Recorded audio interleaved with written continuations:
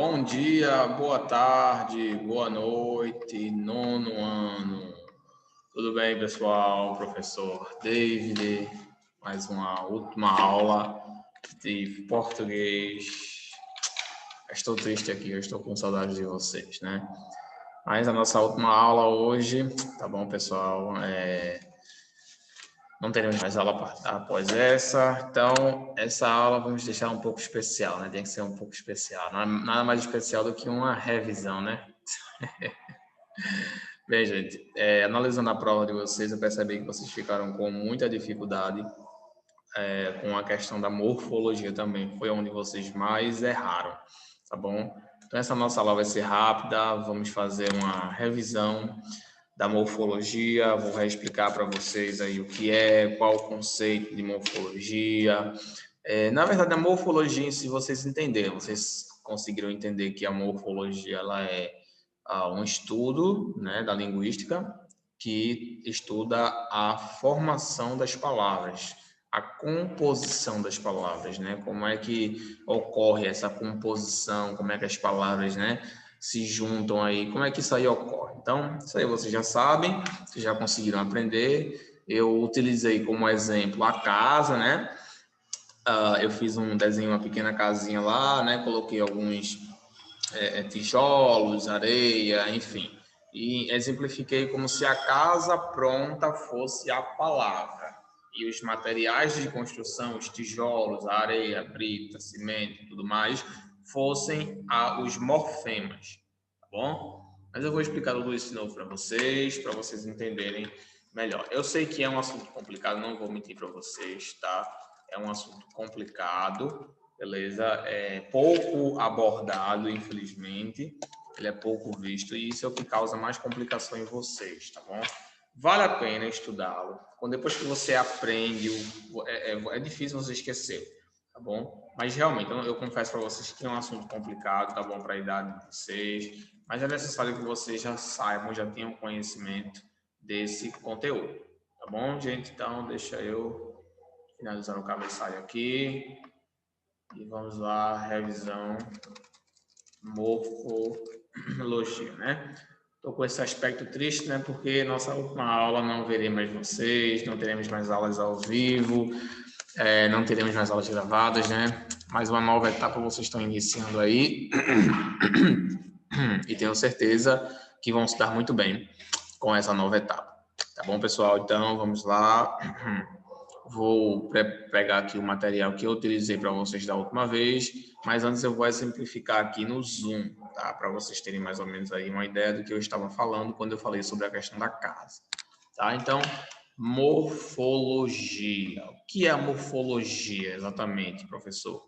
Qual é a sua função? Para que serve? O que ela faz? Qual é a relevância de aprender esse assunto? Gente, morfologia, na definição exata aqui, diz o seguinte: a morfologia trata, de um modo geral, do estudo da estrutura e formação das palavras. Ao estudar morfologia, estudamos a formação de palavras através de elementos morfológicos, que são as unidades que formam uma palavra, né? Elementos morfológicos, morfemas e morfos, né? Pronto. Então, etimologia. Vamos ver aqui, isso não importa para vocês de onde ela vem, mas pode ter alguma relevância, né? Etimologia, ela vem do etimorfe, mais logia, né? É a etimologia dessa palavra. Então, vamos lá. Basicamente, é a formação das palavras. Então, a morfologia, gente, nem é tão importante. Nem é. Ah, como assim, professor, não é tão importante? Não, não é tão importante. O importante são os morfemas. Esses daí, meu amigo, são os importantes. Por quê, professor? Porque os morfemas, pessoal, são eles que são responsáveis por formar as palavras. A responsabilidade é dos morfemas. Ele que vai formar as palavras, tá bom? O que são esses morfemas? Esses morfemas, pessoal, são as unidades mínimas de significado. Eita, lá vem assim, eu tava tão fácil, agora eu vim com essa explicação tão difícil. Como assim? É como se fossem elementos. Elementos que, quando são juntos, né? Quando a gente coloca eles juntos, eles formam uma palavra. É como se o tijolo, a pedra, a brita, eles fossem morfemas. Quando nós os juntamos, o que é que acontece? Eles viram a casa. Muito bem. Entendeu? Eles formam a casa. Então, os morfemas são como se fossem os materiais da casa, de construção, tá bom? Eu vou fazer aqui para vocês uma casinha pequena.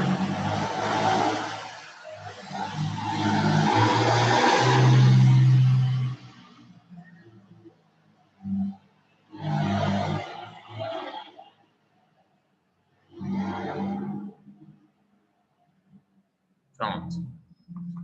Aqui está a minha casa. Essa casa aqui, claro, né? É uma casa fictícia, certamente, né? Uma casa muito feia, muito pequena, por sinal. Vamos colocar aqui colocar uma casa aqui para não ficar tão horroroso, né? Uma porta, quer dizer, uma porta, uma janela, outra janela. O estilo de casa tradicional, mas ninguém tem uma casa assim, né? Minha casa, pelo menos, não é assim, não. Tem essas duas janelas, essa porta assim, não. Enfim, vamos lá. Então, temos aqui a nossa casa. Só que para construir essa casa aqui, nós precisamos do quê? Precisamos dos materiais. Quais são os materiais? Precisamos do tijolo, da brita, da areia, do cimento, tudo mais. Então, a palavra é a casa. Eu vou colocar aqui, ó. Palavra. A palavra é a casa. E os materiais, que eu vou colocar aqui, materiais, vou colocar em forma de bolinha, tá? Os materiais, tá bom? Os diversos materiais.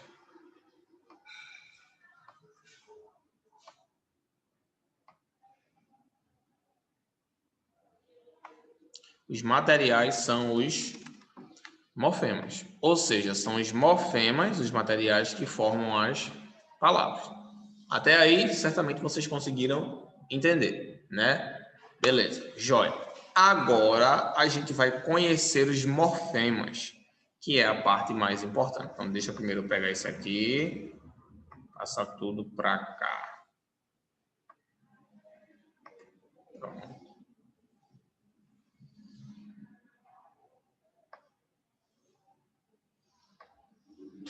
Pronto.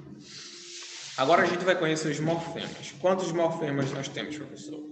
Nós temos a raiz, que também é chamada de radical. Temos a vogal temática. Temos as desinências. Temos o tema e temos os afixos. Professor, o que são essas palavras e quais são as suas funções? Ou o que são esses morfemas? Vamos fingir que a raiz é o tijolo, a vogal é a brita, a desinência é o cimento e o tema é a areia e os afixos são os... O que é que precisa mais, hein? A água para formar. Precisa de água também, né? Para botar no cimento, sei lá. Ixi, professor, você nunca construiu uma casa, não? Foi nunca ajudou um pedreiro na vida, não? Já, mas não lembro, não. Não lembro muito bem como é que faz esse processo de formação de casa. Na minha concepção é só colocar um tijolo em cima do outro e depois botar o cimento por cima, né? Mas certamente não é só isso, né? Certamente minha casa não duraria uma semana.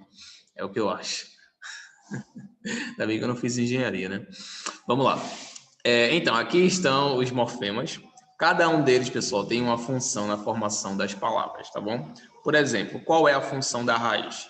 A raiz, ela é a base da palavra. Quando a gente fala base das palavras, as pessoas não entendem. Como assim base da palavra? Pessoal, toda palavra ela é formada a partir de uma base. De uma base. Como assim de uma base, professor? Quando você vai formar, por exemplo, uma cadeira, não tem uma base? Tem. Qual é a base? O material, né? A cadeira ela vem do ferro, né? Uma escultura, melhor, uma escultura. Uma escultura. Vou até mostrar para vocês aqui, uma escultura. Uma escultura. Vejam, essa escultura aqui, eu vou até compartilhar aqui com vocês. Vocês sabem como é que se faz uma escultura? Pronto, aqui, ó. Que bonito esse cara, ficção. Vocês sabem como é que se faz uma escultura, gente? Não. Para quem não sabe, eles pegam uma pedra muito grande, dependendo do material da escultura, né? Se for de pedra, se for de gesso, se for de cerâmica, enfim. Pegam umas pedras muito grandes e vão desenhando na pedra. Tá? No caso, esse homem aqui era bem quadrado, né? Só que o que aconteceu? Pegaram uma pedra, né? E foram fazendo o formato, né? Do corpo dele. Eles foram quebrando até ficar no formato desse homem aí, tá bom? É assim que são realizadas as esculturas. Eles vão quebrando a pedra, pegam uma machadinha, um negocinho, acho que é uma estaca, como se fosse uma estacazinha, e vão quebrando a pedra até ficar nesse formato. Então, qual é a base dessa escultura aqui? A base dessa escultura é a pedra, é o material. Essa escultura aqui surgiu do material. A gente leva esse mesmo conceito aqui para a raiz. Um outro exemplo, macarronada. Qual é a base da macarronada? O macarrão. Oh! Aí você bota o queijo, você bota isso e aquilo, né? Mas a base é o macarrão, tá? Porque dali, de uma macarronada do macarrão, você pode fazer outras receitas, que incluam também macarrão, entendeu? Você pode fazer espaguete, enfim, a base é aquilo. Ou seja, a base, pessoal, é a origem para que outras coisas surjam, tá bom? Então, a raiz é a base da palavra, é ela que dá aquela base para que dali possam surgir várias palavras. Por exemplo, quando a gente pega a palavra aqui, feliz, né? Aí a gente tem felicidade, infelicidade, infeliz. Ou seja, qual é a base dessa palavra aqui? A base, pessoal, é feliz, né? Feliz. Daqui vem felicidade, infeliz, infelicidade, entendeu? A base é essa aqui, ó. É daqui que vão surgir outras palavras, tá bom? A base está aqui e você vai começar a acrescentar outras coisas nessa palavra, ó. Feliz, aí você bota o Z, aí feliz, né? Adjetivo. Aí tem o feliz, aí você bota o cidade, tá? Um sufixo, certo? Então, pessoal, dependendo da base da palavra, você vai formar outras palavras, tá bom? Vamos aqui para a próxima agora.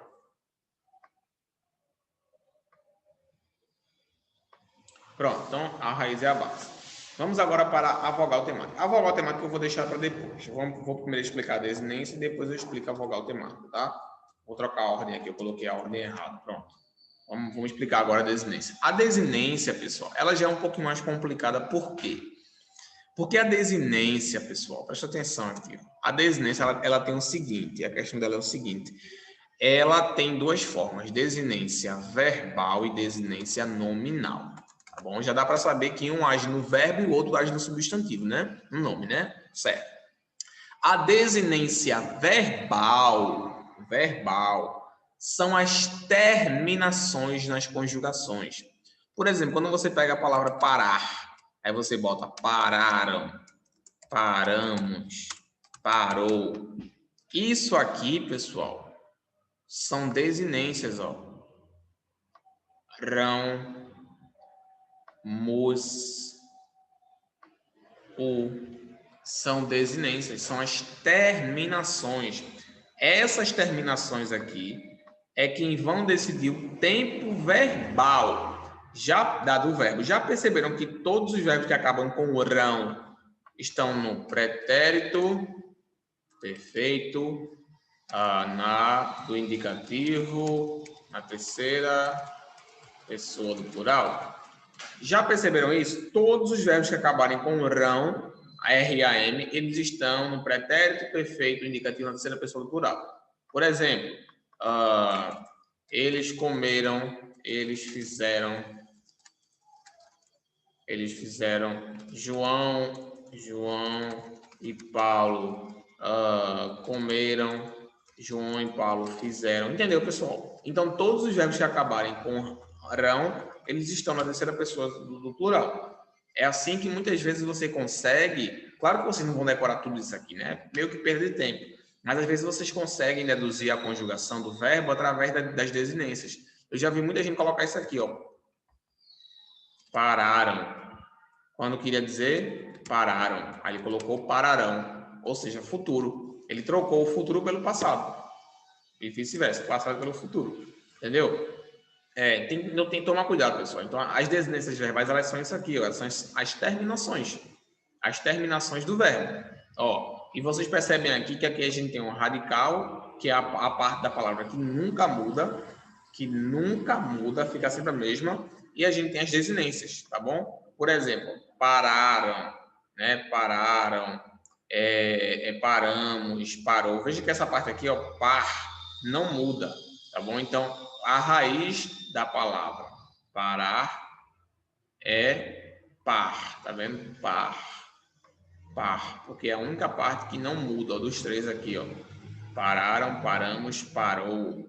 Tá vendo? Então, a raiz aqui, no caso, é par. Beleza? A raiz aí é par. Muito bem. Agora, que a gente entendeu que são as desinências, beleza? Desinência verbal, né? Tem ainda a desinência nominal. A desinência nominal, pessoal, ela já tem outra função. Ela serve para transformar substantivos masculinos e femininos ou singular e plural. Por exemplo, menino, a gente tem aqui, né? Radical menin, né? Porque daqui a gente pode formar outras palavras, por exemplo, meninada, meninou, enfim, né? Então, menin, aqui é o radical, tá? E esse O aqui, professor, qual é a categoria dele? Qual é o morfema dele?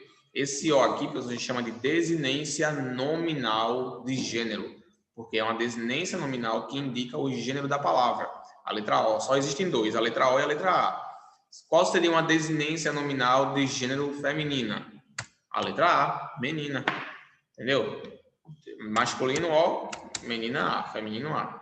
Entendeu? Então, isso aqui a gente chama de desinência nominal. Desinência nominal. É como nós chamamos essa desinência aí. Tá bom? Então, agora vocês entenderam aí para que serve, né? As desinências, elas são acrescentadas ao radical e tem essa função. Elas formam aí outras palavras masculino ou feminino. E singular e plural. Ah, professor, e como é que ficaria no plural? Plural é só colocar o S. Singular não bota nada, tá?